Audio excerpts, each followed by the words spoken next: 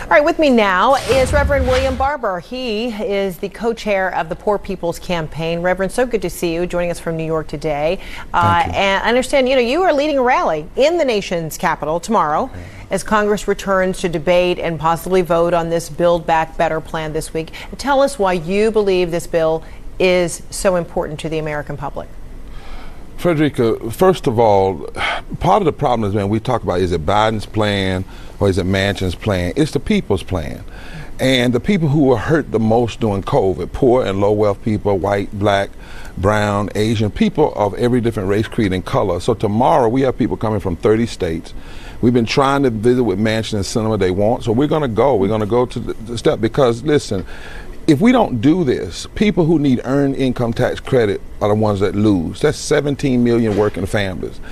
4 million children will lose if we don't do the child tax credit. If we don't raise the money for home health care workers, 28% of them are black, 23% are Latinos, they will lose. We need to start talking about not how much does it cost, but how much will it cost if we don't do this. And inflation is not an issue in this. Jeffrey Sachs, an economist, has said this bill is paid for by taxing the billionaires. And that's the problem. People don't want to tax the billionaires, even though it was poor and low-wage essential workers who saved this country during the midst of COVID. So we can't let this just go away. Yes, we need infrastructure, roads and bridges, but we also need health care and education and wages and those things that are the infrastructure of people's daily lives. So people are not backing down. So you've tried to reach out to Senators Manchin and Sinema, and what has happened by you reaching out? Have they said no, or do you know that they received the invitation from you that you want to meet and talk about the specifics like you just laid out? Sure, they've received it. We know that because we always send it certified mail. But when we went to Sinema's office, we got arrested.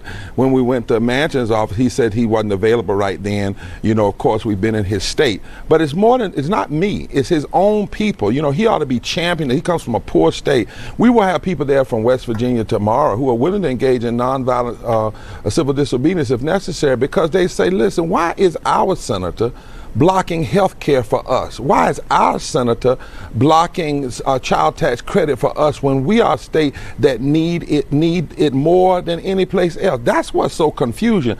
Why would you choose the billionaires over your own people? And by the way, we keep saying this is a spending bill. This is an investment bill. There are the Economic Policy Institute and others say when you invest in education, when you invest in health care, when you invest in living wages, it actually builds the economy. Joe Manchin, for instance, Sinema blocked raising the minimum wage for $15 in the American Rescue Plan. Think about this. If we had raised the minimum wage to $15 an hour, it would have pumped $330 billion into the economy, and it would have lifted 32 million people out of poverty and low wealth, and 40% of African Americans. So lastly, for Enrique, the other thing we've got to talk about is the racial and the class parts of this. If you block these bills, it's a form of systemic racism and classism, because when you disaggregate the numbers, that's who's going to benefit the most. In the infrastructure, mostly white men will benefit. In the BBB, poor whites, poor blacks, poor Latinos, poor Asians, poor Native. That's what we need to be talking about here in America. Let me ask you about something else very much race-related. We're talking about the murder trial of Ahmaud Arbery, underway right now in Georgia. You've attended that trial to sit with Arbery's family members. On Thursday, we heard some peculiar words coming from the defense attorney, Kevin Goh, right, objecting to any more black pastors attending the proceedings to support the family. For those who haven't seen it or heard the words, here it is. If we're going to start a precedent, starting yesterday, we're going to bring high-profile members of the African-American community into the courtroom to sit with the family during the trial in the presence of the jury. I believe that's intimidating, and it's an attempt to pressure, could be consciously or unconsciously, an attempt to pressure or influence the jury. We don't want any more black pastors coming in here, or other Jesse Jackson, whoever was in here earlier this week, sitting with the victim's family, trying to influence a jury in this case. If a bunch of folks came in here dressed like Colonel Sanders with white masks sitting in the back. Oh boy, and by the way, Jesse Jackson wasn't there. You have been there, though. I guess he confused the two of you. And then this is how Mr. Goh tried to clean it up. My statements yesterday were overly broad. I will follow up with a more specific motion on Monday, putting that and those concerns in the proper context. And my apologies to anyone who might have inadvertently been offended. So whether it was his initial statement or even his, quote unquote, apology, what does this either reveal to you or cement to you? Well, this is not peculiar if you come from the South. We've heard this before. This is a trope. And whether it's myself or Jesse Jackson or Al, we shouldn't even take this personal. It's not about us. This is about something much deeper. First of all, he doesn't have a case, so he's trying to do whatever he can because his own client filmed themselves killing someone else. And think about that. You have 3 people in there that have killed people, and you're saying black pastors are intimidating. Lastly, he said black pastors are intimidating. He's connecting blackness to intimidation. And that is the crux of the American racial violence problem.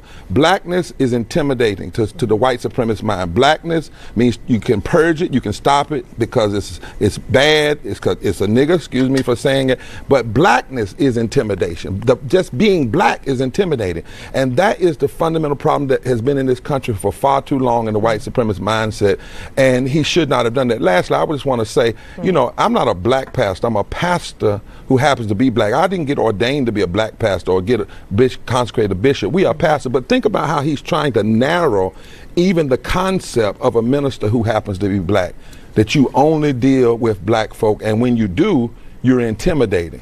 That's the danger of that language, because you can put it on anything. And what happened to AHMAUD? He had blackness. He was he was a wrong place at the wrong time, black. And they saw him as someone they could destroy, they could kill, and listen, could even film it, because he was black, so they were right. And they thought they were heroes. They want to be heroes rather than showing up as murderers. Yeah, and all that you said is just so profound. I have to ask you, though, even though the cases are very different, we're talking about 2 cases right now that America is watching, and they're very different cases, that with Kyle Rittenhouse, but I see some commonalities here where you talk about the issue, the defense is talking about self-defense, and also talking about protecting property that was not theirs. Race may not be a component of the Kyle Rittenhouse, but what do you see in this correlation? What is the message that America should be gathering here when we're talking about people were killed, where there's a vigilanteism and there's a self-defense defense over the protection of property that isn't even theirs, and people die? Well, Frederick, I think we need to look at it in these cases and in terms of things like the Build Back Better, because 700 people die a day from poverty in this country before COVID, 250,000 a year. Who makes up the majority of those? If 60.9% of black people are poor and low wealth, and 30% of white people are poor and low wealth, even though that does mean 66 million white people and 26 million black. But the notion is, if someone attacks someone who is black, the black person had to be doing something. Think about this. The black person didn't have the gun. The black person was just jogging. The white persons had the gun, the cars had multiple guns, but they're trying to say they were protecting themselves from the black man. Why? Because blackness, again, in that mindset, is automatically guilty, is automatically wrong, is automatically intimidating, is automatically something to be stopped. And we've seen it. People have said, imagine if on January 6th it had been African Americans and Latinos that were going into people have asked the question, don't you know some people would have been shot more? We are in a time where we are going to have to look much deeper when it comes to this issue of race and the kind of violence and ugliness that is wrapped into some people's idea of blackness, where blackness itself renders you a target, where blackness itself makes you guilty, where blackness itself means I can kill you because you must have done something. You had to do something. You wouldn't be here over here. We'll kill you and worry about fixing it later. We'll shoot you down and worry later about, because you had to do something. I know you've done something because you're black, and by being black, being brown, you are intimidating. And that's the lesson America is going to have to deal with if we're ever going to get at the crux of these issues and wonder why people do it, cops do it, other folk do it, and they seem to have no remorse. Because in the mindset, when I was killing, I was not killing something that didn't deserve it or somebody didn't deserve it. The blackness itself in some people's mind is guilt enough. All right, Reverend William Barber, so glad to have you. Thank you so much.